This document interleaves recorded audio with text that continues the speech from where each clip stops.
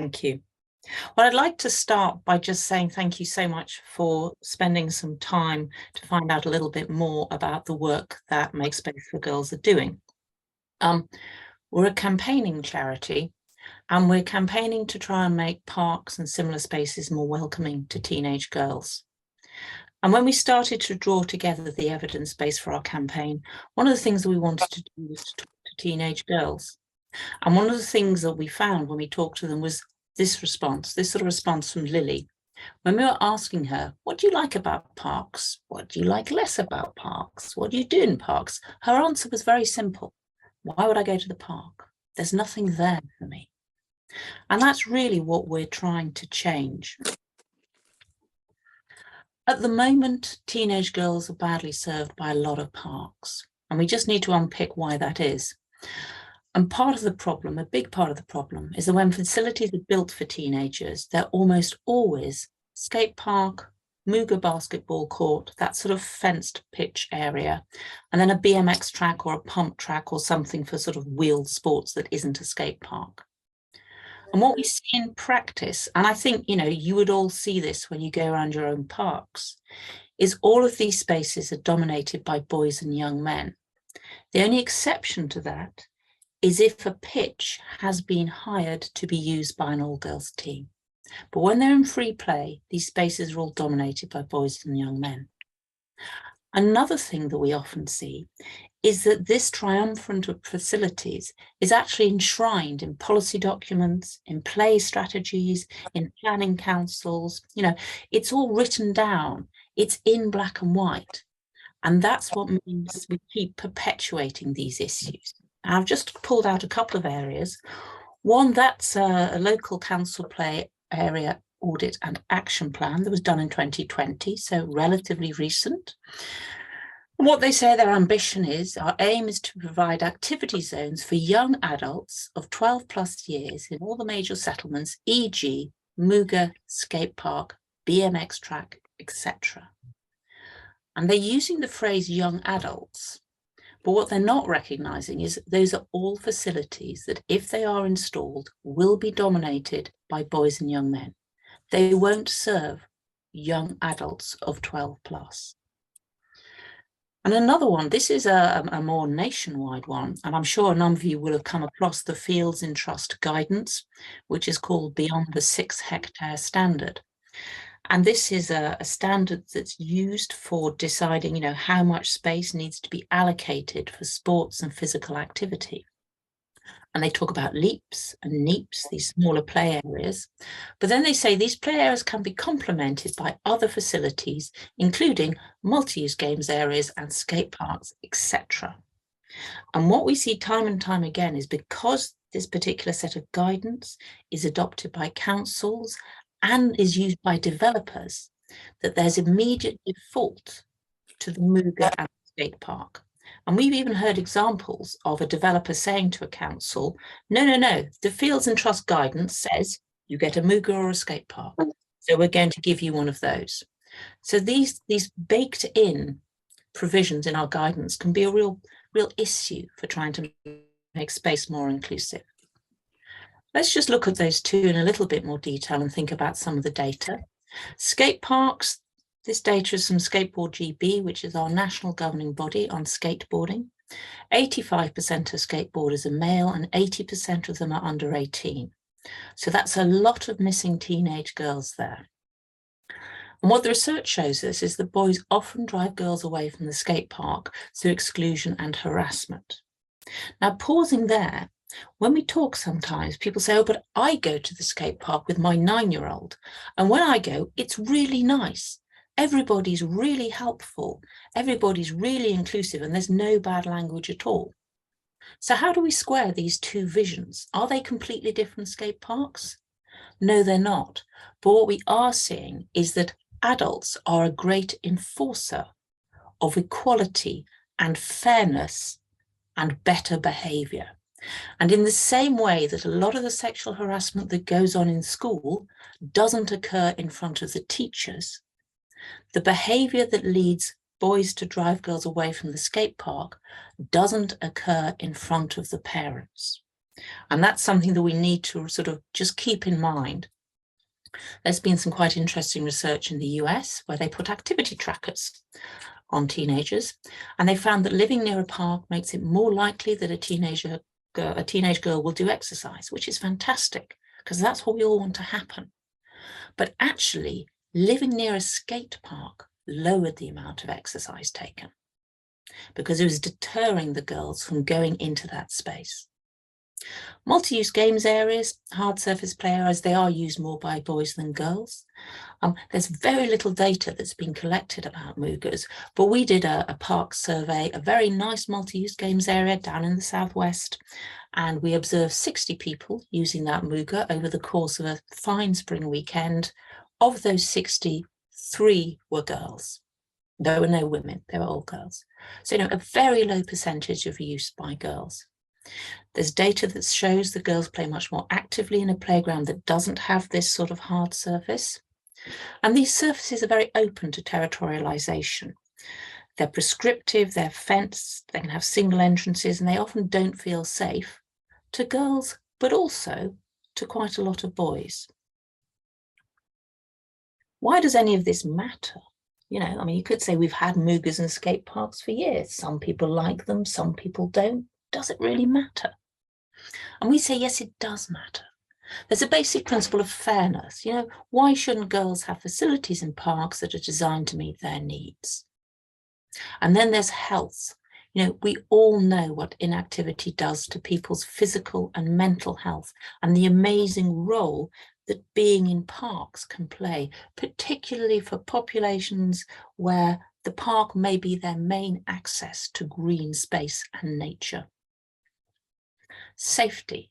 Safety is really important, and we believe that teenage girls should grow up believing they have a right to feel safe when they go outdoors, that they shouldn't grow up thinking, well, I shouldn't go outside because it's not supposed to be safe for me, so I should police my own behaviour and stay inside.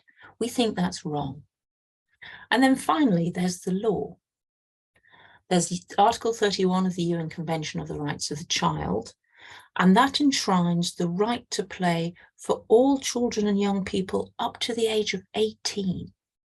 So it really includes teenagers. And this is something that I think is missing from a lot of council play consideration. The lot of play provision kind of stops at 10, 12, maybe 14. But actually, we should be recognising the need to play for all teenagers. And then there's a public sector equality duty, which I'm going to come on to in a couple of slides.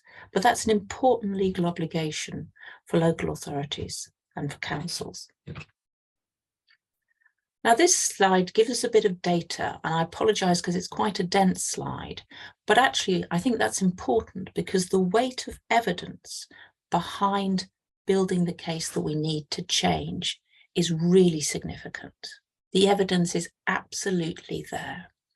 A research led by young women in Glasgow in the summer of 2021, so when we were all really appreciating parks because of lockdown, only 20% of women and girls who used parks felt comfortable in their chosen park. So this isn't 20% of all women felt comfortable. This is 20% of women who are using parks, and this isn't in all parks. This is in the park that they've chosen to use. And despite that, there's only 20% of them who feel very comfortable in their chosen park. I think there's also a really interesting point around the gap between what experts think and what users perceive. And there's been some recent research by Leeds University, which shows that 89% of park professionals think that the parks in their area were very safe or fairly safe for women and girls. So sort of 90% of park professionals. Same question asked of teenage girls, only 22% of girls felt the same. There's a huge gap there, and we need to try and understand that, I think, because only if we understand it can we try and address it so that we get to the stage where 90% of girls think their parks are very or fairly safe. That would be amazing. Rowntree Park in York, a very wonderful park. 90% of girls who were into skating aged 10 to 17 felt uncomfortable on their local skate park. And this feels like, such an awful thing, because these aren't girls who don't want to skate. These are girls who are into skating. They want to skate, but they don't feel comfortable on their local skate park. And then finally, there's been some wonderful research done by Women in Sport and Yorkshire Sport that was published in the summer of 2022. They surveyed nearly 400 boys and girls to find out about the barriers that they face to park use. And we found that 68% of girls were like Lily. They said there's nothing for us to do there. Lily was not in any sort of minority. And 50% of them said there's literally no sporting activity for us to do in the park at all. There's a really interesting gap between whether boys and girls feel safe to exercise in the parks. 26% of boys don't feel safe, and that's bad. Boys should feel safe in the park, but it jumps to 49% of girls not feeling safe to exercise in the park. So we've got to address this. And then finally, 59% of girls said they didn't feel welcome in the park because the spaces in the park are dominated by boys. And this is what girls are telling us in the summer of 2022. So what do teenagers want? Because teenagers are very happy to talk not just about what's not working, but what would they like? And they were asked, the same 400 were asked, what would make you more active in the park? And the bar chart here shows their responses to this. And what we can see is that swings, trampolines, play equipment, wanting to be playful, ranked very highly for the teenage girls. Now, I don't think anybody was particularly surprised that skate parks and Muggers didn't go so well for the girls.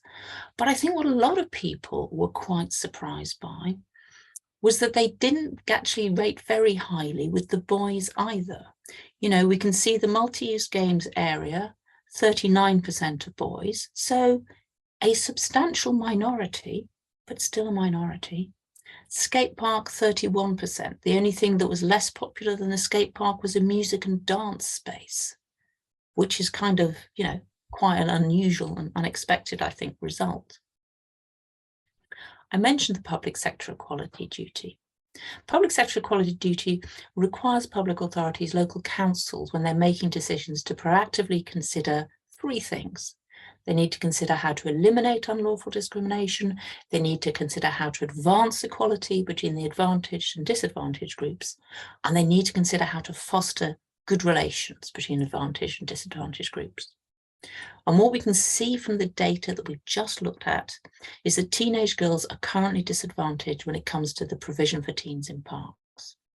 And what the public sector equality duty does is it imposes a legal obligation on public authorities to proactively consider how they're going to address this.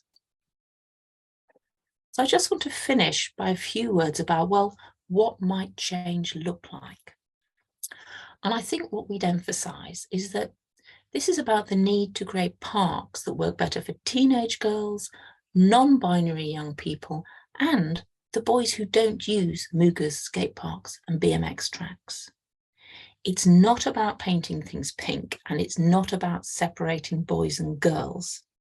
And it's not about getting rid of Muggers, skate parks, or BMX tracks.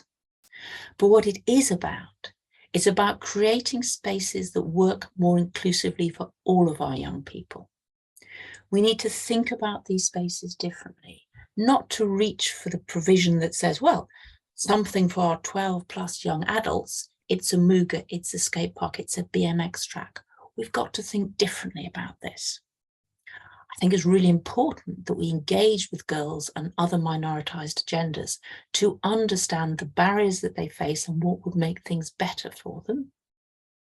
I think it's about giving support to people to do things differently, because that's kind of scary. It's very easy to pull the thing out of the catalogue, to do the thing that everybody else has done, to put in the Mugger, to put in the skate park. It's been done before. You kind of know what the outcome's going to be. Doing something different, people need support to do that. And I suppose I'd finish just by saying that if we can make these spaces more inclusive, we'll really be driving and generating social value for our parks, because we'll be making them better places for the whole community. So on that note, I will finish.